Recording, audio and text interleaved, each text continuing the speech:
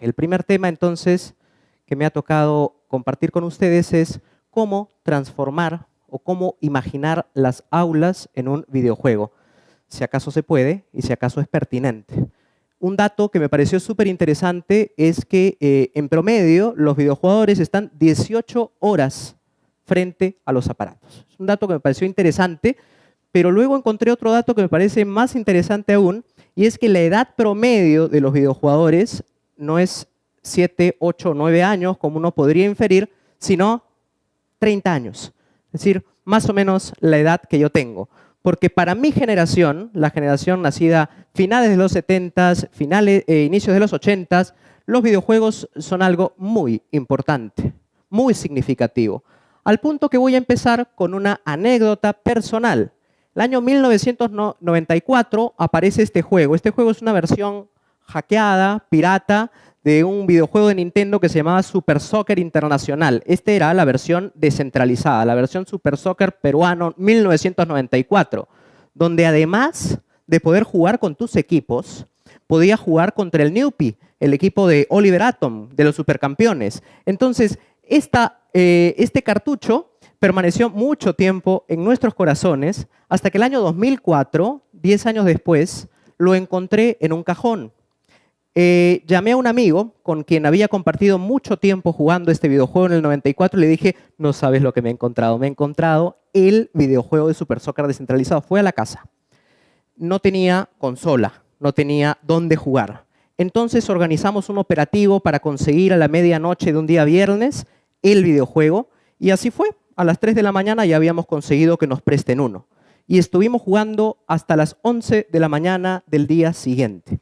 Lo interesante de eso fue que cuando jugábamos íbamos compartiendo los trucos y recordábamos con un nivel fotográfico el detalle de cada cosa de lo que hacíamos. Entonces, esta primera anécdota me parece interesante para preguntar, ¿por qué podemos mantener en nuestro cerebro contenidos que provienen de los videojuegos y que están allí 10 años después? Y a mis alumnos en la universidad les cuesta recordar lo que hicimos la clase de la semana pasada. ¿Qué tienen ellos que no tenga yo? ¿Qué tienen los videojuegos que no tengamos los profesores? Y probablemente ahí la respuesta esté en el concepto que ustedes bien conocen, aprendizaje significativo. El videojuego significa mucho para las personas porque para conseguir sus metas tienen ellos mismos, o tenemos nosotros mismos como videojugadores, que esforzarnos al máximo. Entonces, cuando organicé la charla dije, vamos a hablar de 3 cosas distintas. Primero vamos a contextualizar por qué son importantes los videojuegos, cómo gamificar el aprendizaje, es decir, utilizar estrategias lúdicas en nuestras aulas. Y en tercer lugar, compartir algunas experiencias que les pueden resultar, como a mí me resultaron, muy interesantes. Empezamos entonces por situar el tema. Los videojuegos, como muchos sabrán, es la industria mediática más importante. Mientras que la industria de la cinematografía hizo el año 2013 11.000 millones de dólares, la industria de la música 16.000 millones, los videojuegos hizo nada menos que 80.000 millones. Entonces estamos hablando de un supermedio que además, dentro de esta lógica de evolución y ecología, integra, subsume los otros medios. Porque el videojuego tiene elementos de cine, tiene elementos de la televisión, tiene elementos del internet, y todo esto se hibrida para una plataforma cuya principal promesa, y creo que gancho con los alumnos, es la interactividad. La opción de que el niño o el adulto pueda intervenir en la narrativa a través de un mando, cosa que estaba negada para quien no sabía programación en la época previa, ¿no es cierto?, a la salida de estas consolas caseras. Entonces, cuando hablamos de evolución de videojuegos, creemos que esto va por una ruta y los aprendizajes van por otra ruta. Esto es totalmente falso porque existe una correlación positiva entre la evolución técnica, gráfica de interfaces en los videojuegos y también las teorías de aprendizaje. De hecho, se definen alrededor de 3 generaciones de videojuegos. La primera generación bastante asociada a la impronta conductista, behaviorista, si se quiere, que tenía la repetición de datos. Pensaba que el jugador tenía que repetir para aprender. Una segunda generación mucho más centrada en el aprendizaje. Es decir, le pedía al videojugador que explore un poquito los mundos y que a través de esa inmersión pueda ir descubriendo y pueda ir acumulando conocimiento. Y una tercera generación que yo diría que es en la cual estamos hoy, una generación de videojuegos basada en el contexto, donde lo que importa es recrear un escenario tan pero tan bueno para que uno pueda armar su propia historia. Entonces estamos hablando de una evolución, de nuevo, correlativa entre los videojuegos que hoy día tienen tercera dimensión, que hoy día tienen realidad aumentada y una serie de procesos digitales que los hacen mucho más espectaculares. Y además estamos hablando de una teoría del aprendizaje de la que también los videojuegos han aprendido. Entonces, esta correlación me parece sumamente importante. No voy a entrar al detalle de las investigaciones psicológicas respecto de lo que producen los videojuegos porque hay muchísimos papers que ya nos confirman algo que intuíamos, y es que los videojuegos son buenos para muchas cosas, permiten el desarrollo de una serie de habilidades, de destrezas. Quiero centrarme solamente en 4. Quizá la primera no puede estar mejor graficada que viendo a nuestra selección peruana de fútbol en un mundial, algo que solo un videojuego nos puede ofrecer por estos días. Entonces, imaginar qué cosa nos permiten los videojuegos, entrar en un escenario inédito, real o fantasioso, en el cual uno es el verdadero protagonista. Esto está sumamente ligado, de nuevo, a este concepto del que les había hablado al inicio de la interactividad, la posibilidad de que yo juegue en primera persona, incluso a veces con una visión subjetiva. Yo sea el que mire, yo sea el que mande, yo sea el que a voluntad decida cuál va a ser el relato. Una segunda característica, la decisión. Los videojuegos están llenos todo el tiempo de decisiones, como la vida misma. Saltar o no saltar, correr o no correr, comer o no comer, besar o no besar. Esto que a veces en los escenarios convencionales escolares lo anulamos. El poder de decisión es bien curioso. En la vida real tenemos muy poco poder de decisión, sobre todo cuando somos niños, porque estamos en un entorno demasiado controlado. Sin embargo, un dato empírico que me parece bien interesante a través de la investigación en la neurociencia es que el momento en el que el jugador siente más placer es cuando tiene que decidir y cuando no sabe si esa decisión va a ser buena o mala. Ese es el momento en que se libera la mayor cantidad de dopamina, que es este neurotransmisor asociado al gozo y a la felicidad. Eso entonces genera una suerte de adicción, si se quiere, al videojuego, adicción positiva. Otro de los elementos tiene que ver con la organización. Es curioso que cuando seamos chicos no nos permitan organizar ni siquiera nuestras fiestas infantiles, pero una vez que cerramos la puerta de nuestro dormitorio, somos presidentes de repúblicas o somos alcaldes de ciudades, decidimos compras, tenemos presupuestos millonarios. La cantidad de información que un videojugador tiene que gestionar. Miren este ejemplo, SimCity, una versión más o menos antigua.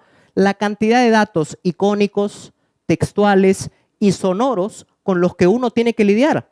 Algunos autores han dicho que entonces los videojuegos son alfabetizadores por antonomasia, porque cuando uno juega un videojuego está aprendiendo una serie de códigos en tiempo real. Esto es algo que también hay que rescatar de los videojuegos. Experimentar. Ojalá algún día en las aulas podamos llegar a experimentar con el mismo nivel de innovación que en los videojuegos. Y creo que el kit del asunto allí está en el valor simbólico del error. Cuando uno juega y se equivoca, es consciente de que ese error constituye en sí un aprendizaje. En cambio, cuando uno se equivoca en un examen y sale jalado, sale desaprobado, el valor simbólico pasa a ser al valor del grito del padre o al valor de la molestia del profesor. En consecuencia, las opciones que tenemos para errar son muy pocas. Una escuela que sancione el error quizá tendría que aprender un poco de los videojuegos que más bien promueven el error como modus operandi. En una investigación que se hizo en Gran Bretaña, en Future Lab, trabajaron con profesores y estudiantes de varias universidades, de varios colegios, y les preguntaron qué es lo que más valoran ellos de los videojuegos. Curioso encontrar esta disonancia entre lo que dijeron los maestros y lo que dijeron los alumnos. En el caso de los maestros, prestaron mayor atención al aprendizaje efectivo, al aprendizaje activo, a la transferencia y al hecho de que existan metas educativas. En cambio, en el caso de los niños, el valor central estuvo ¿en qué? En las reglas, en los roles que ellos podían asumir y en las recompensas. Es curioso encontrar, ¿no es cierto?, esta suerte de choque entre los dos imaginarios, porque aquí yo creo que podemos de esta información aprender algunos datos que son interesantes para el diseño que nosotros hacemos de las clases. El problema de la televisión educativa, de los videojuegos educativos y de todo lo que lleva el apellido educativo en general, salvo algunas honrosas excepciones, es que pone demasiada cabeza en lo educativo, es decir, en las metas pedagógicas, y le quita nivel a algo que es tan poderoso para el niño, para el adolescente o para el adulto, que es jugar por jugar. Entonces, esto que se llama la jugabilidad o el gameplay es sumamente interesante y sumamente importante. Entonces, cuando configuramos sesiones de aprendizaje lúdicas, hay que tener muy en cuenta esto. ¿Cómo gamificar el aprendizaje? Sin usar videojuegos, porque algunos dicen, bueno, entonces esto significa que tengo que pedirle al director de mi escuela comprar 40 consolas. No, no solo porque existen muchos videojuegos gratuitos, sino porque también la lógica es transferir los videojuegos, ¿cierto?, los elementos más destacados de los videojuegos al aula sin necesidad, ¿no es cierto?, de pantallas y de controles. Este colegio, no sé si lo reconozcan, es el Colegio Fe y Alegría de Jicamarca. Colegio público con gestión de Fe y Alegría que sale primero en todas las evaluaciones censales que hace el Ministerio de Educación. Además, la sola foto es indicadora de varias cosas. En primer lugar, algo curioso es que los alumnos en esta escuela leen. Otra cosa más curiosa es que entienden lo que leen. Y otra cosa más curiosa aún es que quieren leer más. ¿Qué cosa han hecho allí? ¿Qué les dan de comer?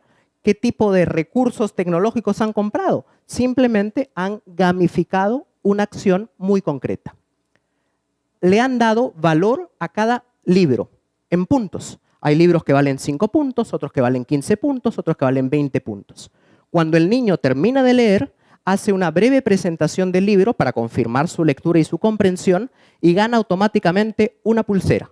Ahí está el reward, la recompensa. Se pone la pulsera y cuando llega a un número de puntos, creo que son 40, ¿qué cosa ganó? Que la directora los invita a dar un paseo por la ciudad y les compra un libro, el libro que ellos quieran.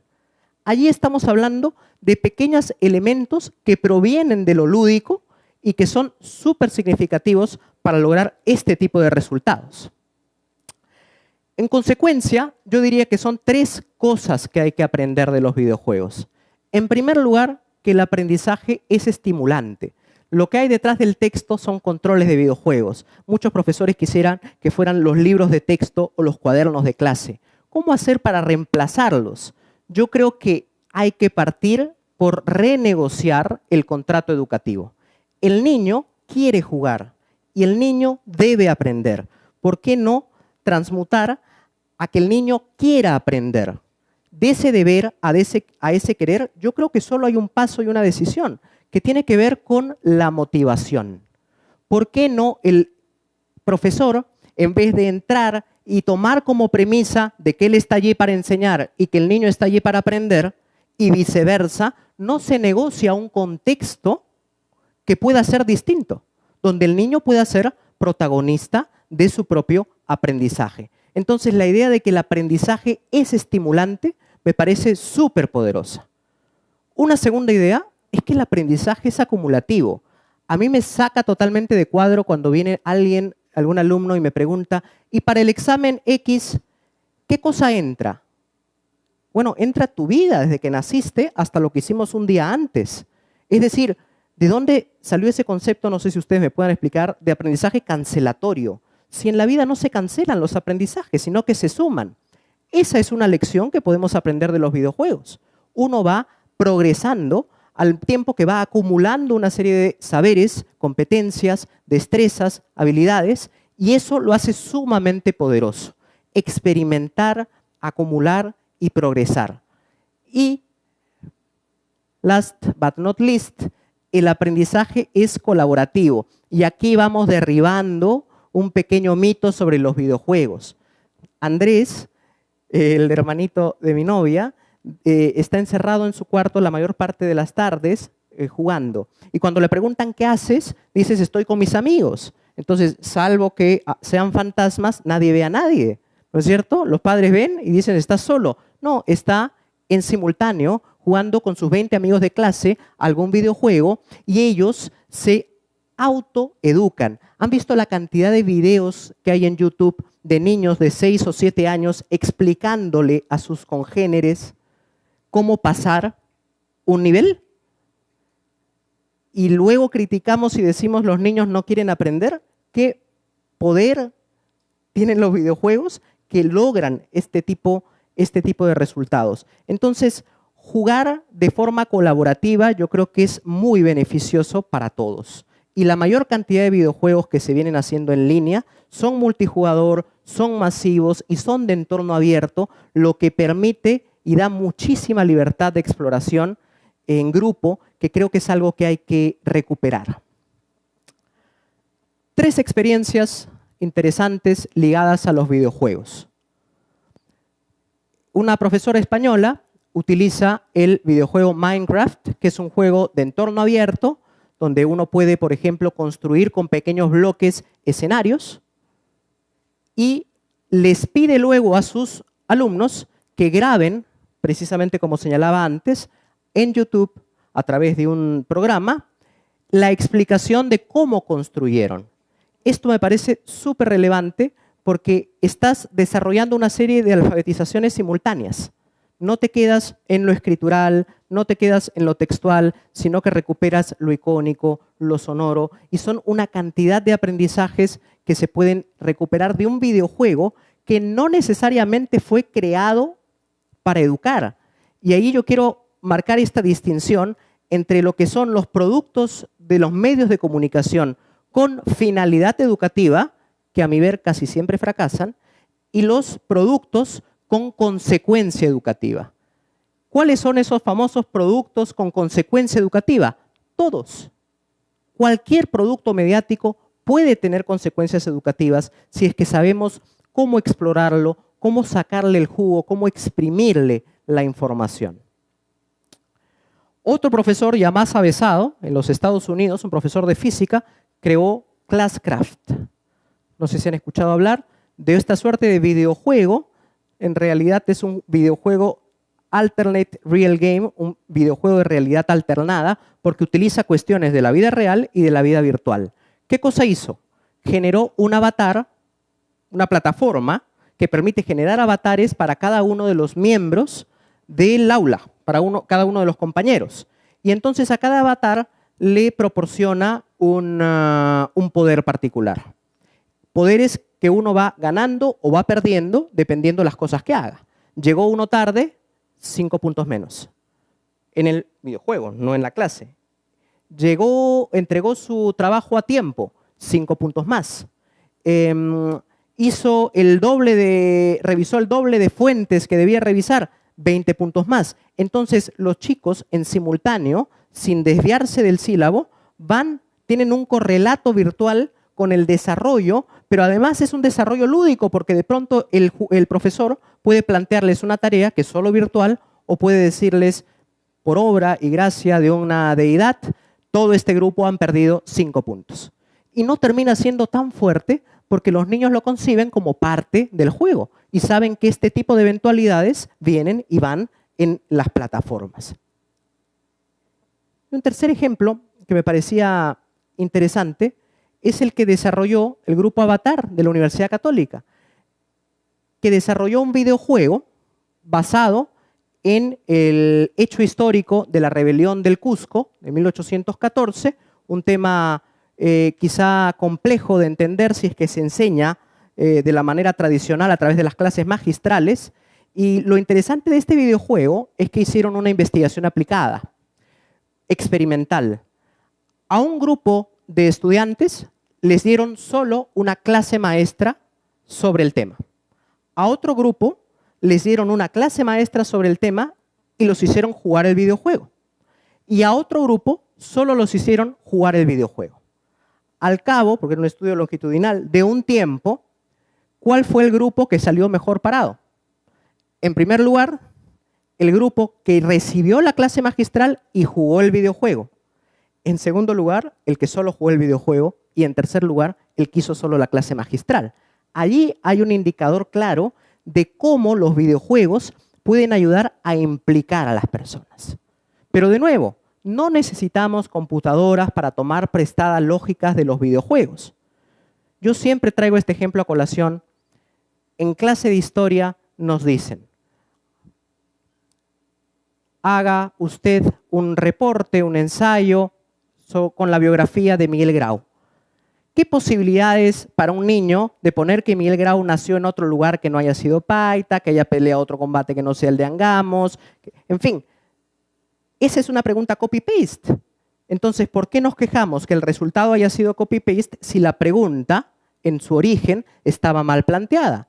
¿Por qué no utilizamos juegos de rol y le decimos al niño, por ejemplo, tú eres Miguel Grau y tienes que escribirle una carta a tu esposa? Claro, no faltará el que busque en Google escribir carta esposa Miguel Grau, pero va a encontrar resultados bastante malos. En consecuencia, el tema es cómo hacer lidiar al alumno con el casi 500.000 de resultados que arroja Google en medio segundo. ¿Premiando solamente el producto o premiando el proceso? Esto es algo del juego de rol que yo creo que puede ser fácilmente adaptado. En suma, hemos repasado algunas cuestiones muy puntuales de los videojuegos, al margen de las consolas y de las plataformas, que creo que pueden ser muy beneficiosas para aplicar. Y de hecho ya se hace. La gamificación no es nada más que un nuevo nombre para algo que se hace desde los orígenes de la educación. El problema de la gamificación, que se ha vuelto una tendencia, es que también se ha vuelto una moda. Y si reducimos el acto de aprender y enseñar solamente a premiar y a trabajar por premios, estamos restringiendo esta experiencia tan magnífica que es aprender cosas nuevas. Entonces, yo creo que siempre hay que usarla en el justo medio. Esto es entonces lo que yo quería compartir con ustedes, no sin antes 3 pequeñas estrategias que de repente pueden servir. Una primera estrategia, que yo creo que es urgente, hacer un diagnóstico. Les hemos preguntado a nuestros alumnos qué videojuegos juegan. ¿Sabemos? ¿Conocemos? ¿Les hemos preparado fichas de juego? Cuando viene el niño y dice, he terminado de leer Un mundo para Julius, entonces el padre se emociona y le dice, entonces vamos a tomar un helado. Y cuando viene el niño y le dice, acabo de terminar un videojuego, eres un vicioso, estás muy mal. ¿Por qué? Si en ambos contenidos ha podido desarrollar una serie de aprendizajes. El problema es la distancia del padre y el profesor frente al contenido de los videojuegos. Entonces, hagamos un metaanálisis en nuestras aulas para ver qué cosa está videojugando el niño y a partir de allí pensemos en fichas de aprendizaje que recuperen el valor del juego. Valores que además son transversales y que no siempre están en la superficie. No solo el videojuego donde se suma sirve para la matemática, también jugar los Sims sirve para la matemática. ¿Cómo sirve para la matemática? Pues porque tienes que ver proporciones, tienes que ver cómo cae el sol y dónde proyecta la sombra a cierta hora del día. Este tipo de cosas se pueden hacer en el videojuego. No se hizo ese videojuego para eso, pero que se pueden explotar. Por eso reitero, más interesante que los videojuegos con finalidad educativa, a mi ver, son los videojuegos con consecuencia educativa. Y es nuestra responsabilidad hacer que cualquier videojuego tenga esa consecuencia. Una segunda estrategia es explorar qué cosa hay. Me decía Roberto, que está aquí sentado, que uno de los elementos más fuertes de búsqueda, ¿no es cierto?, de los profesores en la página de Perú Educa es juegos. La gente quiere juegos, porque todos queremos jugar. No sé por qué cuando vamos subiendo nuestro nivel de formación vamos dejando de jugar. Bueno, en realidad ya muchas universidades se dieron cuenta de que hacían mal y han vuelto sobre la base de proyectos más bien lúdicos. Entonces, hay en la web una cantidad inmensa de recursos de videojuegos gratuitos que se pueden explorar, como por ejemplo el de la rebelión del Cusco que antes señalé. Se puede descargar gratuitamente y no necesita una gran cantidad de máquinas ni de memoria para correr. Entonces, saber cómo importar, pero antes explorar. Y una tercera cosa de la gamificación que a mí me parece una estrategia que sirve mucho es generar junto con los alumnos un videojuego. Darle el reto de lo que acabamos de aprender, tienes que convertirlo en un videojuego. Ayudarlo a hacer un guión, enseñarle a musicalizar, elementos textuales, elementos sonoros, elementos icónicos, a nivel de prototipo, por supuesto. Ya si pudieran programar sería el non plus ultra, pero por la base, ¿no es cierto?, podemos partir.